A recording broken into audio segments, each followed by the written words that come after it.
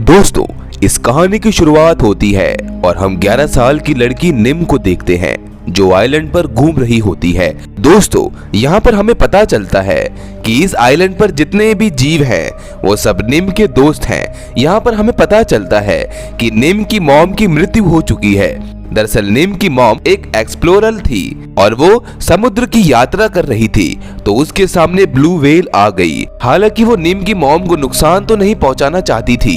एक और शिप आ गया जिससे ब्लू व्हेल को गुस्सा आया और वो उस शिप के साथ साथ निम की मॉम को भी निगल गई, जिससे निम के डैड उसको लेकर इस आइलैंड पर आ गए।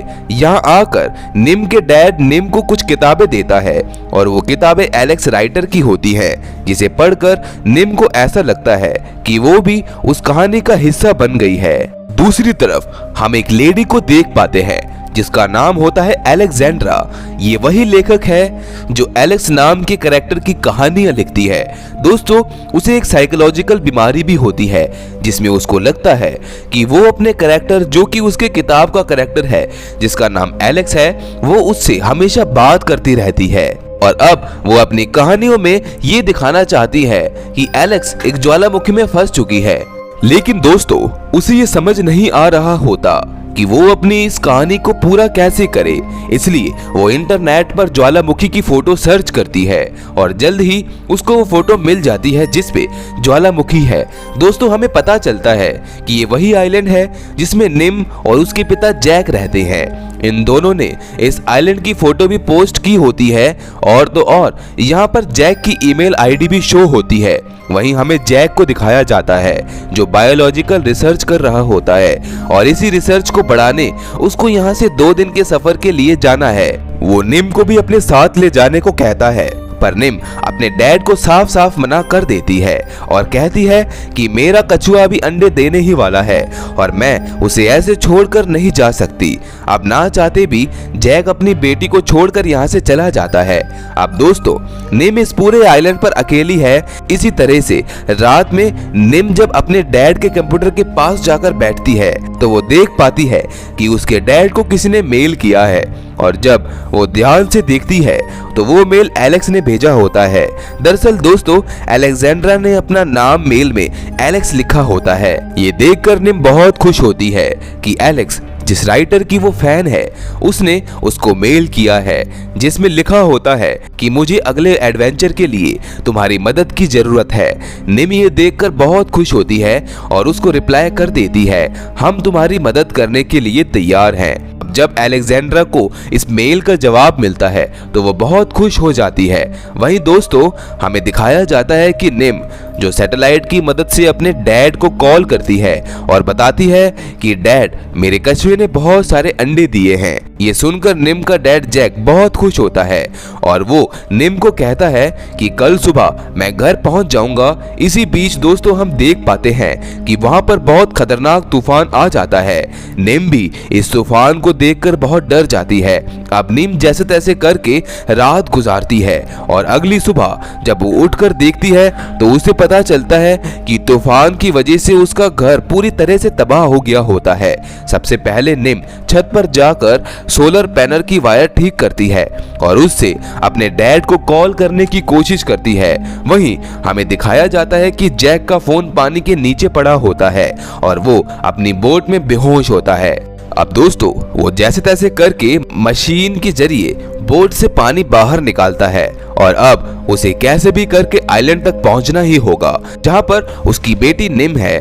दूसरी तरफ हम निम को देखते हैं, उसका अपने पिता से कोई संपर्क नहीं हुआ होता, इसलिए वो अपने पिता की बहुत फिक्र कर रही होती है। तभी एक बार फिर से उसके पास अलेक्जेंड्रा का मेल आता है जिसमें लिखा होता है कि क्या तुम मुझे बता सकते हो कि ऊपर से ज्वालामुखी कैसा लगता है। अब निम को ऐसा लगता है कि ये मेल एलेक्स ने किया है जो कहानियों का कैरेक्टर है, इसलिए वो तय करती है कि वो ज्वालामुखी को देखने जाएगी। वो बड़ी ही मुश्किल से ज्वालामुखी के टॉप तक पहुंच जाती है। वो देखती है कि ये कोई धधकता हुआ ज्वालामुखी नहीं बल्कि शांत ज्वालामुखी होता है, जिसे देखने के बाद निम अपने घर आ जाती है और एलेक्स को ये सारी बातें बताती है और कहती है कि मुझे और मेरे डैड को एडवेंचर बहुत पसंद है। ये सुनकर अलेक्जेंड्रा को ये पता चलता है कि मेरी बात जैक से नहीं बल्कि उसकी बेटी से हो रही है। अगले दिन दोस्तों निम देखती है कि एक शिप उसकी आइलैंड की तरफ आ रहा होता है और तभी उस कश्ती से कुछ लोग उतरते हैं। दोस्तों उस शिप का जो कैप्टन होता है उसे ये आइलैंड बहुत पसंद आता है और वो तय करता है कि इस आइलैंड को खूबसूरत जगह बनाकर टूरिस्ट को लाएगा और फिर ये सब के सब यहाँ से निकल जाते हैं। ये सब देखकर निम को बिल्कुल अच्छा नहीं लगता। वो नहीं चाहती कि उसके अलावा इस आइलैंड पर और कोई आए। फिर निम ये सब बातें मेल के जरिए अलेक्जेंड्रा को बताती है और कहती है कि कुछ लोग मेरे आइलैंड पर आए थे जो कि इस जगह को टूरिस्ट प्लेस बनाना चाहते हैं, पर मुझे ये बात बिल्कुल पसंद नहीं है। और तो और मैं इस आइलैंड पर पूरी तरह से अकेली हूँ। मेरे डैड भी कहीं काम से गए थे पर अभी तक वो वापस नहीं आए। दोस्तों ये सब बातें सुनकर अलेक्जेंड्रा निम की मदद करने को तैयार होती है और निकल जाती है निम के आइलैंड की ओर। दूसरी तरफ निम दूर देख पाती है जहां पर शिप जिसमें बहुत सारे लोग इसके आइलैंड की ओर आ रहे होते हैं। वो सब जल्द ही उस आइलैंड तक पहुंच जाते हैं, जिसे देखकर निम को उन सब पर बहुत गुस्सा आता है। उसे लगता है कि ये सब बुरे लोग हैं। इसी बीच एक छोटा लड़का जो निम को देख लेता है और जब वो निम की तरफ आता है तो निम भी उसके ऊपर छिपकली गिरा देती है, जिससे वो बहुत बुरी तरह से डर जाता है। अब निम भी ये सोचती है कि वो किसी न किसी तरह से इन सब को यहाँ से भगाए। वो दिमाग लगाती है और ऊपर ज्वालामुखी तक पहुँच जाती है। वहाँ जाकर वो किसी तरह से धुआं प्रोड्यूस करती है, जिसे देखकर ये सब के सब डर जाते हैं और यहाँ से वापस जाने का सोचते हैं, क्योंकि दोस्तों उन सब को लगता है कि ज्वालामुखी फटने वाला है। निम वापस नीचे आ जाती है और उसे वही लड़का मिलता है जिसने पहले भी निम को देखा था। वो निम को कहता है कि हम तुम्हें और तुम्हारे आइलैंड को कोई नुकसान नहीं पहुंचाएंगे, बस हम इस आइलैंड को एक्सप्लोर करके वापस अपने अपने घर चले जाएंगे। इस बात को सुनकर निम को एहसास होता है कि ये कोई बुरे लोग नहीं हैं, ये तो मासूम लोग हैं। अब निम देखती है कि ये सब के सब लोग यहाँ से निकल जाते हैं। वहीं हेलीकॉप्टर में हमें अलेक्जेंड्रा को दिखाया जाता है जो निम के पास आ रही होती है, पर तभी वो भी एक तूफान में फंस जाती है, जिस वजह से उन्हें उसी टूरिस्ट लोगों के शिप में ही हेलीकॉप्टर को लैंड कराना पड़ता है। इसी बीच अलेक्जेंड्रा उस शिप के कैप्टन को बताती है कि उस आइलैंड में एक छोटी बच्ची फंसी हुई है, तो वो कैप्टन कहता है कि हमने तो वहाँ पर कोई छोटी बच्ची नहीं देखी। फिर तभी वहाँ पर वही लड़का आता है जिसने निम को देखा था और फिर वो कैप्टन को सब कुछ सच सच बताता है, जिसे सुनकर अलेक्जेंड्रा उस शिप के सेफ्टी बोट में बैठकर निकल जाती है आइलैंड की ओर। वहीं दूसरी तरफ हमें जैक को दिखाया जाता है जो अभी भी खतरनाक तूफान में फंसा हुआ है। वहीं हम निम को देखते हैं जो उस आइलैंड पर बैठी होती है। वो देखती है कि उसके आइलैंड की ओर एक बोट आ रही है। उसे विश्वास हो जाता है कि ये उसके पिता हैं। अब यहाँ पर निम भी उसकी तरफ जाना शुरू करती है। पास जाकर देखती है कि उसकी बोट पलट गई होती है और अब ये दोनों के दोनों पानी की लहरों में फंस जाते हैं।